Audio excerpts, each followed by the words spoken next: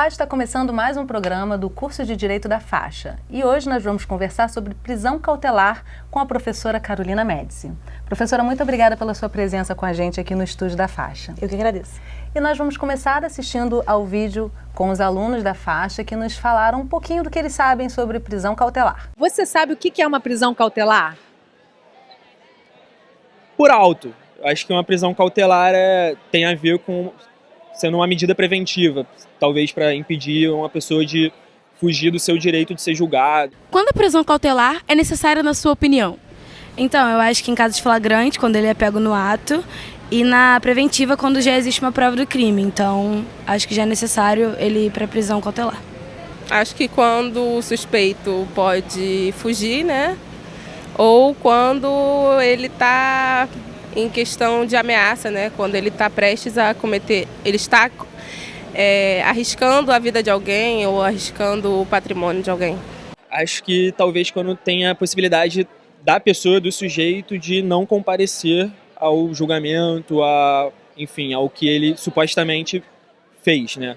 Como ter certeza de que a aplicação é justa, uma vez que ainda não houve julgamento e condenação? Então, eu acho que sem prova é bem difícil você julgar se a aplicação é justa ou não. Acho que a melhor forma é você acabar esperando mesmo que deixe ele solto, ele não seja preso preventivamente, mas esperar alguma coisa, porque senão tem muitos casos aí de pessoas que são julgadas inocentemente e depois acabam saindo, e é uma coisa que pode ser evitada. Você acha justo uma pessoa ser presa antes da tramitação do processo? Acho que depende do caso, né? Acho que tem casos que sim, acho que é necessário, não justo, mas necessário para que a justiça seja feita. No caso da condução coercitiva, que é um tipo de prisão cautelar, qual a sua opinião sobre as que vêm sendo divulgadas pela mídia?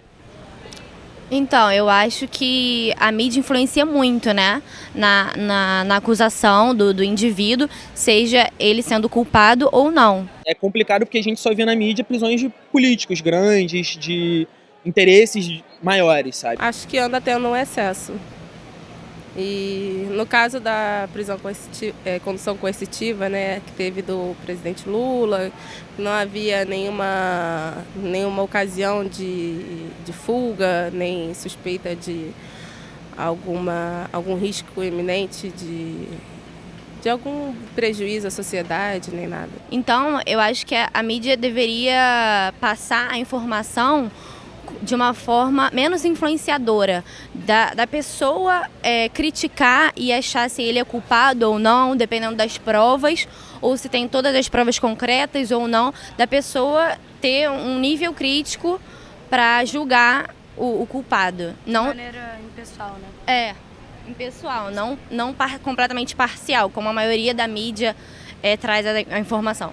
Acho que a mídia só divulga aquilo que convém, né? Aquilo que traz mais alvoroço, né? Mais ibope, e acaba escondendo algumas coisas que seriam mais importantes para a população.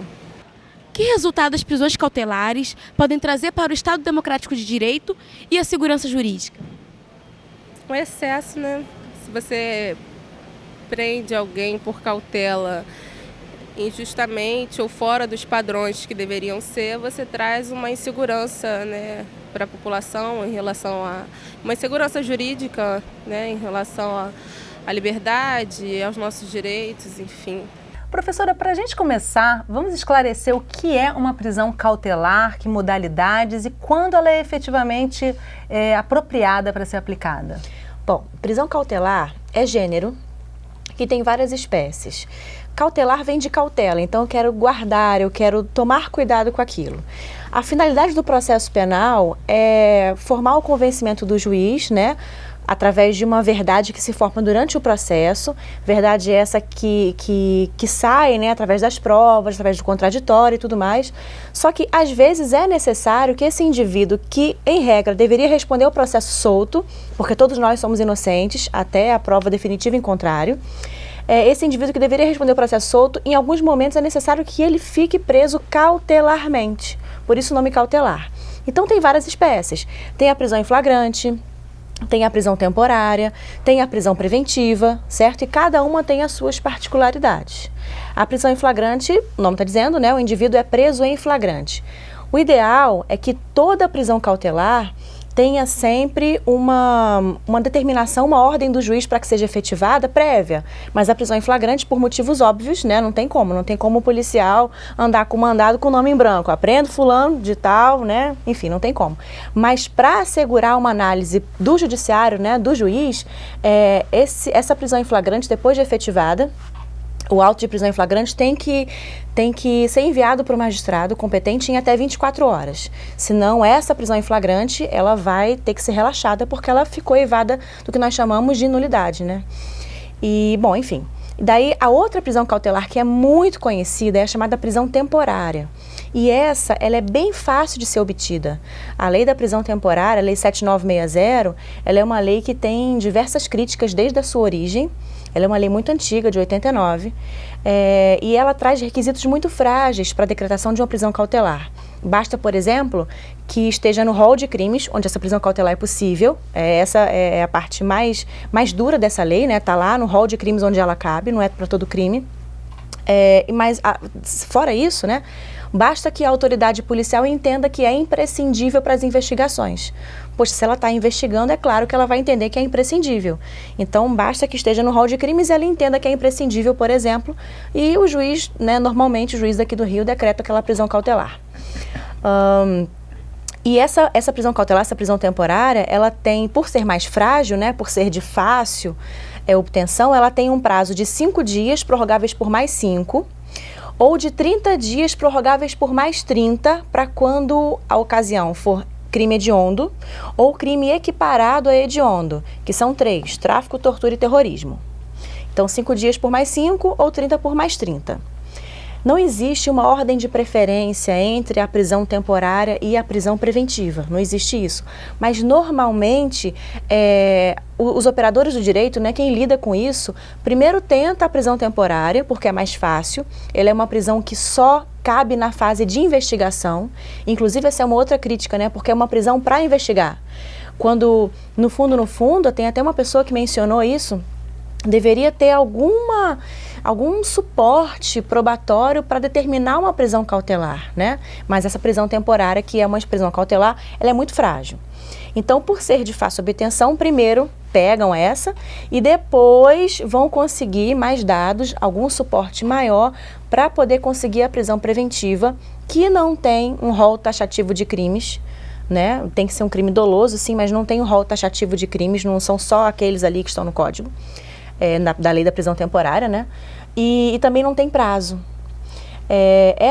A prisão preventiva, ela é né, enfim, tem um rigor maior para ser decretada e ela vale tanto para a fase investigativa quanto para a fase processual. Porque quem está nos escutando pode não saber como é que funciona, né, na ideia. Antes de ter processo, a gente tem que ter uma investigação. Não necessariamente tem que ser um inquérito policial. Normalmente, os crimes eles são de ação penal pública, ou seja, quem processa o indivíduo é o Ministério Público. Então, se o Ministério Público conseguir obter indícios de autoria, ou seja, basta suspeita de que foi aquela pessoa, provas da materialidade, ou seja, eu tenho que ter certeza que um crime aconteceu. Não sei quem foi, mas um crime tem que ter acontecido. E o que a gente chama de justa causa, né, que é o mínimo suporte probatório. Eu não posso processar alguém com alguém ouviu dizer. Então, se o Ministério Público conseguir reunir isso sem o inquérito, ele pode começar o processo. Mas, às vezes, o inquérito é necessário. Então, às vezes, é necessário que o indivíduo fique preso cautelarmente para que se assegure essa investigação. Só que o que a gente vem notando hoje em dia é que as prisões cautelares vão sendo decretadas sem nenhum cuidado, né? Existem tantas outras formas, antes da prisão cautelar, de você assegurar o processo. Né? Tem um artigo no Código que traz as outras cautelares diversas da prisão. Então, você pode ter, por exemplo, um monitoramento, você pode ter a retenção de passaporte, você pode ter um comparecimento periódico obrigatório, certo? Então, tem tantas outras formas de você assegurar o processo, que é assegurar o mérito, antes de entrar na prisão cautelar. Agora, seria, né, hipocrisia da minha parte falar, não, prisão cautelar não tem que existir porque todo mundo é inocente até o trânsito julgado final de sentença condenatória.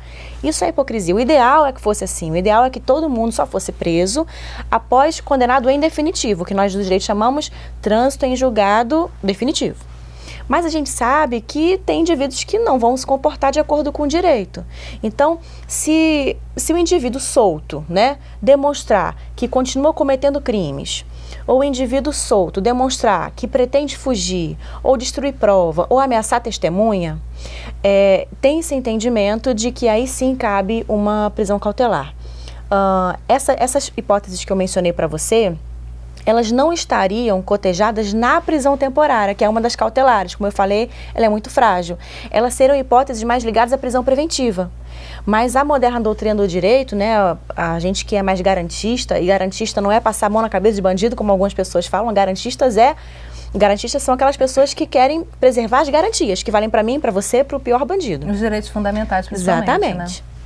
Então, a galera mais garantista vem falando assim, olha, essas situações, né, devem valer para toda e qualquer cautelar. Então, embora só lá na preventiva a gente tenha essa necessidade de demonstrar que o indivíduo solto continua praticando crime, ou solto ameaça fugir, ou solto vai destruir prova e ameaçar testemunha, deveriam valer também para a prisão temporária, né, porque tem que ser sempre a última ratio, a última medida. Então, voltando, é necessário prisão cautelar? É necessário, sim, algumas hipóteses, mas não com essa fragilidade, com essa quantidade de decretação. Agora, desculpa te interromper, claro, professora. Agora, há uma fala também dos alunos que trata da questão da mídia, né? Uhum. Essas prisões cautelares, você, na operação do direito, percebe que elas pesam tanto quanto em classes sociais diferentes? Porque hoje a gente tem na mídia, realmente, muitas prisões cautelares sendo noticiadas, com grandes figuras da política, mas para a população em geral, mais pobre, sobretudo a população negra, mais carente, isso é muito comum.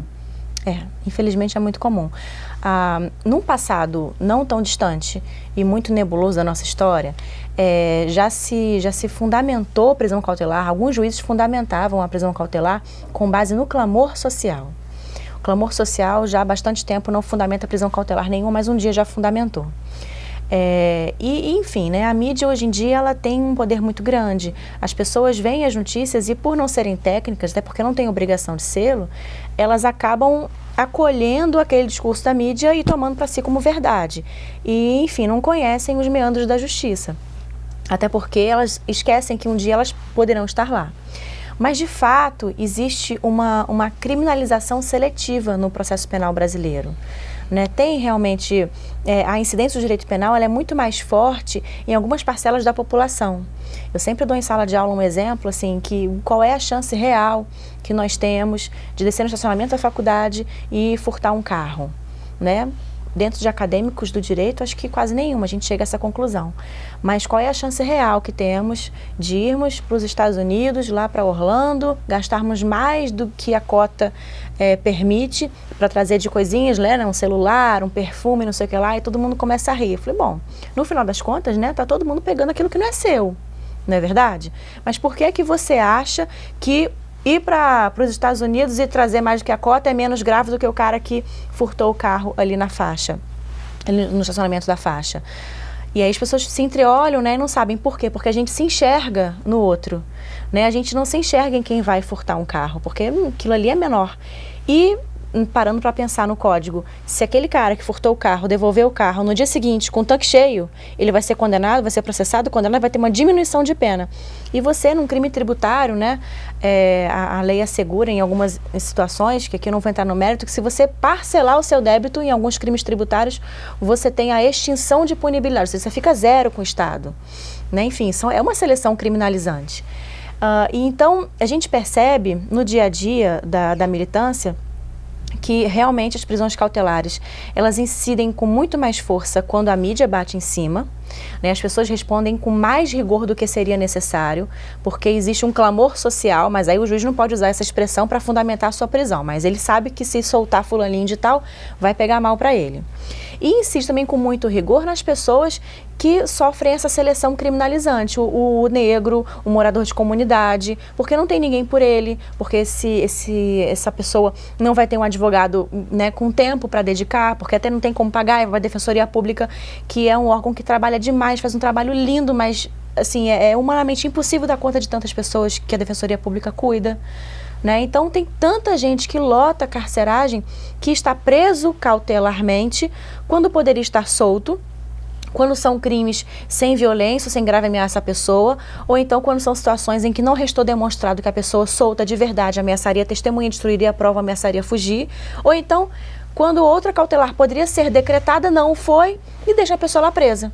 E aí há uma verdadeira antecipação de pena, a pessoa consegue benefícios de execução penal, como progressão, como livramento, sem ter sido julgada em definitivo. Imagina se essa pessoa vai recorrendo e chega lá e é absolvida. E o tempo que ela ficou presa? Né? O entendimento hoje em dia é de que cabe uma responsabilidade civil do Estado, mas é um entendimento muito recente, até pouquíssimo tempo atrás, assim, coisa de menos de 5 anos, a gente não tinha esse entendimento. O Estado não deveria ser responsabilizado por tentar aplicar o direito, era a posição dele. Mas quem vai devolver, né, esse tempo que a pessoa ficou fora? Agora, professora, a Tamires, a aluna, ela fala da questão da condução coercitiva, que a gente tem também visto algumas na mídia. Quando ela deve ser aplicada e em que medida a aplicação equivocada dessa condução coercitiva pode trazer alguma instabilidade e insegurança jurídica? Tá. Bom, antes de falar um pouquinho sobre isso, eu vou explicar um princípio que a gente chama de devido processo legal. O devido processo legal esclarece que ninguém vai ser privado dos seus bens ou da sua liberdade sem um devido processo legal. Isso é o ponto de vista público. Do ponto de vista privado, é o meu direito de saber quais são as regras do jogo, certo? Então, eu não fiz direito, eu nunca frequentei uma faculdade e eu sou colocada lá no banco dos réus e alguém tem que me dizer, um advogado, no caso, né, vai ter que me tranquilizar e falar assim, olha só, vai acontecer isso agora, disso aqui pode vir isso, isso e isso. Pois bem, a condução coercitiva, ela existe? Existe. Ela é necessária? Em alguns casos, né? Toda pessoa tem o dever de ser testemunha, ela não pode se opor a ser testemunha, ela tem o dever de ser testemunha, salvo umas exceções que a lei prevê. Mas, enfim, em regra, todo mundo tem o dever de ser testemunha da sua percepção dos fatos. Se essa pessoa se opõe a comparecer em juízo, aí sim é possível a condução coercitiva, porque é um dever para com a sociedade. Você testemunhar, você esclarecer os fatos. Então, num primeiro momento, não cabe condução coercitiva, porque a condução coercitiva é para quando a pessoa se nega a ir. Se é a primeira vez, ela não teve como negar-se a comparecer, né? Então, a condução coercitiva, infelizmente, vem sendo utilizada mais como um mecanismo de manifestação de poder. Olha, eu tenho poder, eu faço o que eu quero e você tem que obedecer. Né? Não há registro de alguém que não compareceria se chamado fosse, ainda mais nesses casos que a gente vem escutando, onde as pessoas são todas conhecidas. Né? Enfim, seria noticiado certamente que a pessoa não quis comparecer e a opinião pública iria muito desfavoravelmente a essas pessoas, coisa que não interessa para muita gente que está lá. Mas enfim, e a gente tem sempre que lembrar o seguinte, se o processo penal fosse uma partida de futebol, o 0-0, quem ganha é a defesa. Essa frase não é minha, é de um professor meu, que é o professor André Nicoliti, um juiz aqui do estado do Rio de Janeiro, e ele sempre falou, e eu me parei a pensar, realmente, né, o 0-0, quem ganha é a defesa. Se ninguém provar nada, a dúvida milita a favor do réu. Aí outra pergunta que eu faço para os alunos, vem cá, é indúbio pró-réu ou é indúbio pau no réu? Né? Não, é indúbio pró-réu, a dúvida tem que militar a favor do réu. E isso também tem que acontecer nas prisões cautelares. Se eu não tenho ali um suporte suficiente para prender cautelarmente uma pessoa, a dúvida milita a favor dele, ou deveria, né? Professor, o caso do goleiro Bruno é um caso muito conhecido, muito falado na sociedade, todo mundo comenta sobre isso. Ele agora, recentemente, recebeu o direito à liberdade enquanto trânsito em julgado o processo contra ele. Você poderia explicar esse caso e até porque há realmente uma polarização aí de opiniões, né? A sociedade fica muito enraivecida de ver um assassinato que comoveu tão abertamente a sociedade como um todo, e de repente ele em liberdade, mas existe tecnicamente uma justificativa para isso? Existe. Ele e tantas outras pessoas, né, ele estava preso cautelarmente, ou seja, era uma prisão que deveria ter uma duração razoável, até porque existe um outro princípio, que é a duração razoável do processo. O que é ser razoável nesse caso? Então, é um crime considerado hediondo, no caso. Foi um crime muito, muito severo, enfim, né? A opinião pública foi bastante em cima. enfim, entenderam que houve necessidade da prisão cautelar. À época, se eu não me engano, havia notícia de que ele estava tentando destruir provas ou ameaçando testemunha. É uma das hipóteses em que se justifica a prisão cautelar, né? É bom que se diga isso. Mas essa prisão cautelar, ela tem que servir enquanto não vem aquele trânsito julgado final definitivo que nós comentamos no início. E aí ele ficou acho que 8 ou 9 anos preso cautelarmente. Não é razoável um processo durar todo esse tempo. Nem é bom para o acusado, nem muito menos para a vítima, os familiares da vítima. Então, permitir que uma pessoa fique presa cautelarmente durante todo esse período é uma verdadeira antecipação de pena. E aí as pessoas podem estar vendo o vídeo e pensando, mas ele era culpado. Enfim, houve um julgamento antecipado. Não vou entrar no mérito se eu acho que ele é culpado ou inocente. Eu sei que todo mundo sabe o que a mídia contou. Vi como espectador apenas, não foi nem buscar juridicamente falando. Mas eu sei que todo mundo é inocente até o trânsito em julgado final de sentença condenatória. Se o processo demora muito, isso não é justificativa para você prender a pessoa durante tanto tempo. Se o processo demora muito, nós temos que aparelhar melhor o judiciário, colocar mais juízes, colocar mais promotores, mais varas criminais, né? Não é uma coisa não justifica a outra. Então, houve a necessidade, sim, da soltura dele. Eu acho que isso é um recado que é bom que seja dado para o judiciário. Né, olha só, vocês demoraram tanto, né? Enfim, não justifica um processo que demore tanto. E aí a sociedade, por sua vez, tem que pensar o seguinte, poxa, essa pessoa, por enquanto, ela é inocente. Né? Existe um devido processo legal para que a pena se estabeleça. E esse devido processo legal vale para o goleiro Bruno, vale para a Yasmine, vale para a Carolina, vale para todo mundo. Agora, essa foi uma decisão do Supremo Tribunal Federal. O que ela traz como efeito dominó aí para inúmeras outras prisões cautelares que estão, nesse momento, acontecendo, estão se perpetuando pelo mesmo motivo, a lentidão do sistema judiciário? Juridicamente falando, assim, não há uma obrigatoriedade dos demais magistrados, juízes, aí que eu falo de todos os tribunais, né, tanto do STJ, quanto dos TJs, que são os tribunais de justiça dos estados, quanto dos juízes de varas criminais comuns, não há obrigatoriedade de seguir essa posição. Até porque foi um julgamento interpartes, né, enfim. O que é um julgamento interpartes? Perdão. Interpartes, para quem está assistindo. Só produz efeito entre as partes que estão ali litigando. Mas isso sinaliza para os demais magistrados do mundo inteiro a posição que o STF vem tomando. O STF, vocês sabem, é um órgão que ele vai mudando de composição. Né? E isso é muito bom porque vai oxigenando as ideias. Né? Durante muito tempo, por exemplo, a vedação, a progressão de regime na lei de crimes hediondos prevaleceu. Não obstante, os advogados, né, sempre falassem que isso era inconstitucional e tal. O STF mudou de composição em determinado momento, que se entendeu que a vedação absoluta, a progressão de regime era inconstitucional. Né? Isso tanto para o bem quanto para o mal, né? Tanto para boas decisões, no meu entendimento, quanto para péssimas decisões. Bom, enfim, a decisão do STF não tem um efeito dominó obrigatório, mas já sinaliza para os outros magistrados que, né, enfim, uma situação de grande repercussão já mostra que não pode ter uma prisão cautelar que dure tanto tempo. Mas os magistrados são refratários, né? Enfim, a maioria não entende assim. Tanto é que as prisões estão lotadas de presos, grande parte deles presos cautelares. Professora, nós temos uma pergunta da Tamires Ferreira, que é aluna de Direito aqui da faixa. Vamos ouvir. Eu queria saber o que pode ser feito no Brasil para melhorar as prisões cautelares e a condição dos presos dentro dessa medida. Acho que a Tamires traz uma questão do impacto das prisões cautelares no sistema penitenciário, que também foi uma fala sua antes da pergunta dela. Como é que pode ser repensado de alguma forma esse trâmite aí para que realmente não haja esse impacto que para todos é bem claro, né, no sistema, como você disse, que fica superlotado com muitos detentos que são oriundos de prisões cautelares? Bom, para mim é só aplicar a lei. Né? A lei que já é perfeita e, enfim, só para deixar claro, a nossa lei não passa a mão na cabeça de bandido. Não é essa, mas ela é cheia de garantias. A nossa Constituição, ela diz, entre outras coisas, né, que todo mundo é inocente até o trânsito em julgado final de sentença condenatória. E a nossa Constituição tem que inspirar quem faz as leis e quem aplica as leis. Então, eu sou um magistrado, eu sei que existe esse princípio, né, o princípio do estado de inocência. Para mim não é nenhuma presunção, é um estado, porque a pessoa é inocente.